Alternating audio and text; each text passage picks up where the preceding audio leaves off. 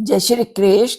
आज हम श्रीमद् भागवत रहस्य पहला स्कंद का 17वां अध्याय कंटिन्यू करेंगे।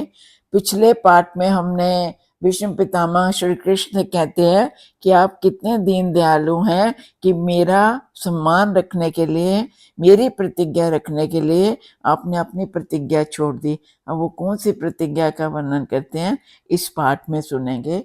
श्री गणेशाय नमः। ओम नमो भगवते वासुदेवाय। श्री कृष्ण शरणम मम।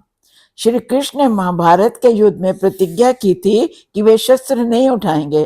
भीष्म ने कहा कि मैं तो गंगा पुत्र हूँ, मैं तो ऐसा युद्ध करूंगा कि कृष्ण को अस्त्र शस्त्र धारण करने ही पड़ेंगे, मैं उससे हथियार चलवा कर ही रहूंगा।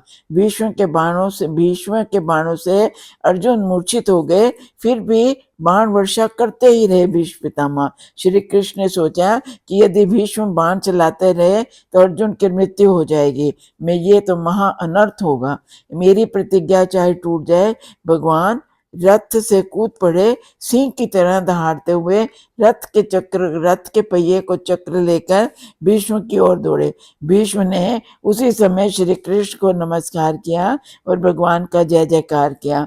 भक्तों की प्रतिज्ञा के लिए प्रभु अपनी प्रतिज्ञा तोड़ देते हैं, भक्तों का पूरा सम्मान करते हैं।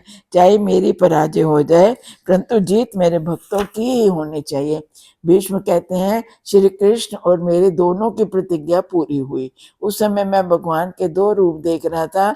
एक सब रूप रथ पर विराजित था और दूसरा रथ चक्र लेकर मेरी ओर दौड़ रहा था।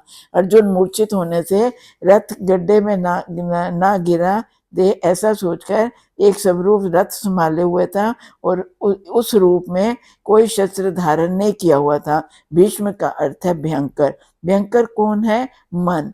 अर्जुन जीवात्मा है।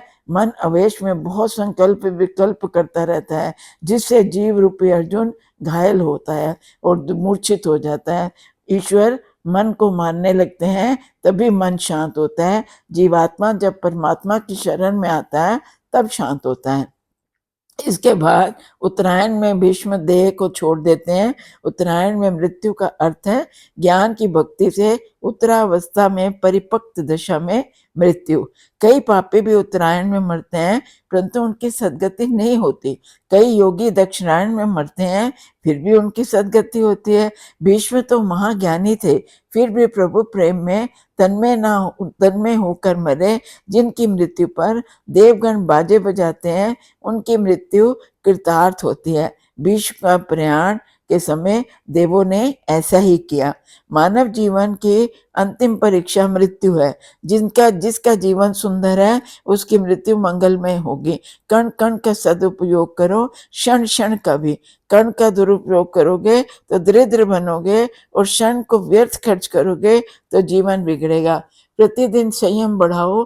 जो प्रतिपल ईश्वर का स्मरण करता है उसी की मृत्यु सुधरती है। जीवन का अंत काल बड़ा कठिन है, उस समय प्रभु स्मरण करना आसान नहीं है। जन्म जन्म मुनि जतन कराई, अंत काल ना कहीं ना आई, आवत ना नाई। सारा जीवन भगवान के स्मरण में बीते और अंत काल में भगवान को भूल भी जाएं तो भी भगवान उसे याद करेंगे। सत्कर्म कभी व्यर्थ नहीं जाता। भक्त मुझे भूले तो भी मैं उनको नहीं भूलता, ऐसा भगवान ने कहा। भीष्म पितामह की मृत्यु को उजागर करने के लिए द्वारकाधीश पधारे हैं। भीष्म पितामह ने महाज्ञान का विश्वास नहीं किया और प्रभु की शरण ली। भीष्म पितामह की मृत्यु से युधिष्ठिर को दुख हुआ, किंतु उनकी सदगति से उनको बड़ा आनंद भी हुआ। धर्मराज राज्य सिंहासन पर बैठे और हस्तिनापुर का शासन करने लगे।